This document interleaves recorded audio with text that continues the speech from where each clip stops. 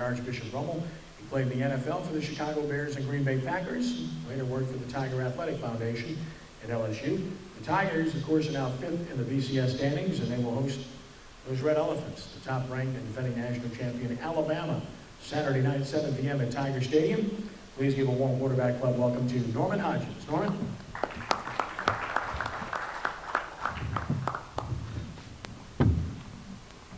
Thank you, Ken. Once again, I thought you told me I was coming to talk about the Rummel Jesuit game. I didn't know it was going to be LSU, Alabama, so I guess I'll have to make up some stuff along the way. By the way, no Jesuit guys here, right? None whatsoever. I'm looking at you, Cotton, in the back. I know you too well. Okay, I won't say any more than that. Go Raiders, right? Thanks, Doug, for being here. Good meeting you, and good luck to you guys. I'm excited for Tulane, and I know I can say that, Billy. I know you're wondering if I've got something coming after it, but I'm excited about Tulane.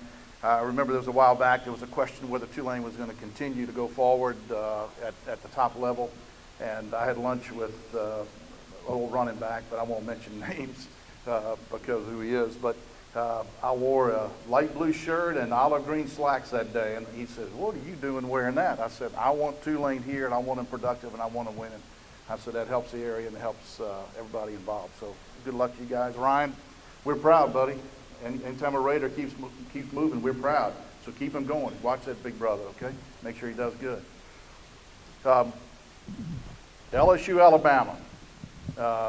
Everybody's going to talk about it every day, all the way up until the kickoff. And then we're going to find out why they play the game, as my dad used to say all the time. He said, you know, all that other stuff is just a lot of hype and conversation, but they play the game, not for the referees. I know you were thinking that, right? They play the game because that's what it's all about. These two teams are evenly matched. If you had to go down the line and analyze statistically and who says what, who's going to be drafted where, and how many pro players in the first round are going to be what have you, it's going to be a lot of fun to talk about. If you look at the talent, the Saban teams that you've seen all the way through the process, the Michigan State teams, all of the LSU teams who was there, Alabama team, the offense is the same. Do you see a whole lot of difference? It's the same. It's the old eye back, Billy, and a lot of play action. Quarterback will probably not win the game for you, but he will never lose it. And that's who their quarterbacks always have been, and he's still doing it. This guy's thrown, what, 20 touchdowns and 0 interceptions? I mean, that's pretty good at any level, right? Great backs. They always got a big fullback that can block, and they got great running backs. Sounds something like LSU, doesn't it? Great big fullbacks, 4 or 5 running backs. They all can play. One's a little faster, another one's a little shiftier than this one. But the fact of the matter is that you can interchange them, and it's just a matter of who's hot that night and who breaks a tackle here.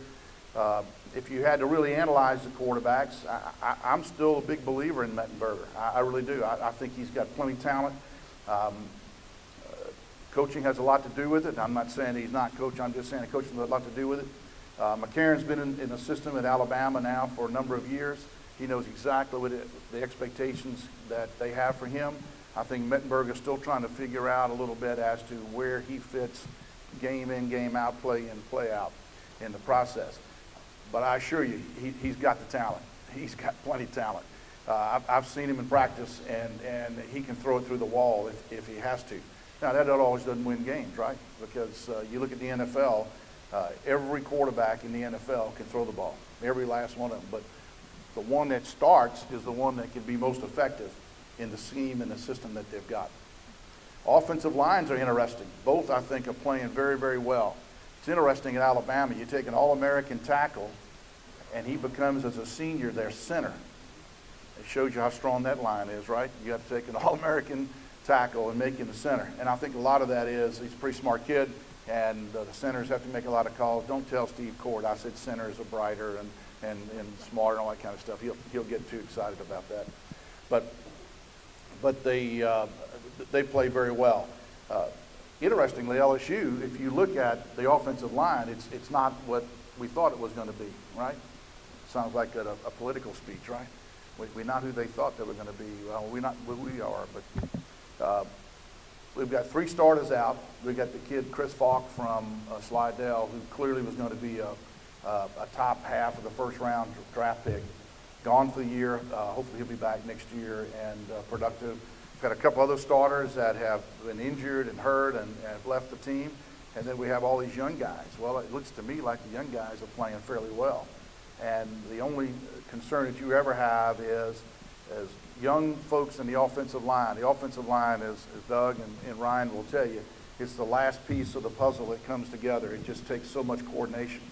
And you're going to be competing against maybe one of the best defensive minds in college football in Nick Saban and his group. So it's going to be interesting to see what they actually come up with schemes to try to get these guys to go wrong direction, or have 3 guys trying to get blocked by 2 folks. And that's going to be the whole game. I don't see much different from a defensive philosophy from the Alabama group as we saw in the national championship last year. I think they're going to make LSU pass the ball. That's what I would do if I was coaching Alabama. I would make LSU pass the ball and see if they can pass to folks that are open and have the receivers catch the ball and move the chains. If they do that, then as Billy and I were talking, play action is going to be there as we start running the ball back behind that. I think if we try to just beat them straight up and they try to beat us straight up, I think LSU's defense matches very similar to Alabama. It's all, you can use statistics and how many yards you give up and how you do this, but it's all about who you played, so that doesn't necessarily work. But what I'll say is that clearly these might be the 2 best defenses in college football, and 2 best defensive lines for absolutely sure. Fortunately for LSU, the linebackers are young, but they're gaining experience very fast, and I think they're playing at a very high level. If they can continue to do that, Mentor is just, he's all over the field, and when you get a guy making 10, 15 tackles a game by himself, game in, game out, that's what you want as leadership in the middle. Defensive backs, once again, Alabama plays multiple zones. They do some combination zones. They want to play, don't give up the big play ever. And so they want to play tight off the line, then back up and give you some room in between. I'm not sure that we have the receiving core to go deep consistently as we've done in the past. So I think we're going to have to play in between the holes, in between the short zones.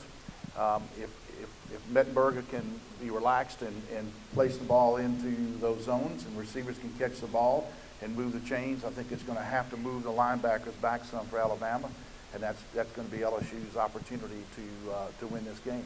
It's going to be control of the line. We know this. We've heard this all along. It's the control of the line of scrimmage is going to make a difference in the game. I don't see much different this game as we saw in the November game of last year, where it could have gone either way, and I think it's going to be down to, as the coaches always say, turnovers and controlling the ball. But I think that if somebody can make a play and do something outside the ordinary game of defense and offense, is going to be the difference. And it sounds so simplistic, but if you like a lot of offense, I'm not sure this is going to be a game for it. Now, having said that, it'll probably be a 40-39 game or something like that as it comes about. But if you look at in the securities world, they always say, past performance is not any indication of future performance. But if you look at these 2 teams, they've set their world on defense, both, and they're going to scheme as well as they can, and they'll make adjustments. Both these defensive coordinators can adjust to almost every situation. It's just whether they can consistently produce something different, and that is what's going to happen. I've talked about how we're going to do everything the same at LSU, and Alabama's going to do everything the same, but they're going to come with a wrinkle that's not been seen on film this year. Both teams will, offensively and defensively. And those plays, if available and if they become open, if you connect, you'll win. If they don't connect, then the other team will have the advantage. This is going to go back and forth like a great tennis match going for 3 or 4 hours to see what happens. Questions?